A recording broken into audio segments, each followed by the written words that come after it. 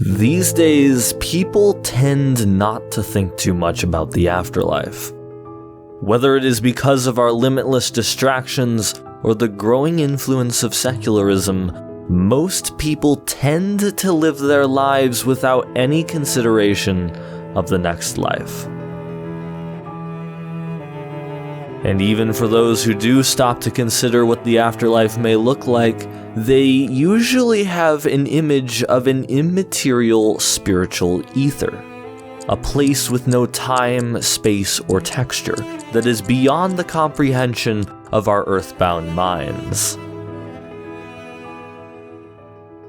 Even in Christian circles, people often have a picture of an afterlife in which we either sit all day on white fluffy clouds or enter into some strange disembodied alternative reality. For those of us who have grown up in church, it may seem almost blasphemous to question the existence of an eternal heaven, but we should take a step back to reconsider where we even got this idea.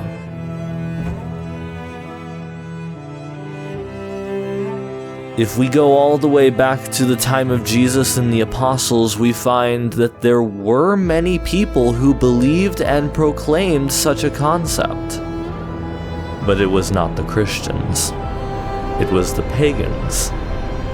Gnosticism was a form of paganism that was one of the church's greatest enemies, and its adherents argued that the goal of life was to escape beyond the realm of this earthly material existence.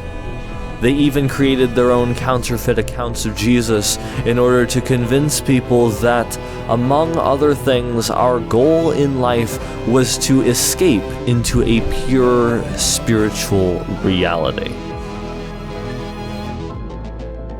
The Christians, on the other hand, vehemently rejected such teachings, and several writers of the New Testament attack and destroy every pillar of Gnosticism, including the idea that the goal of life is to enter a better spiritual afterlife.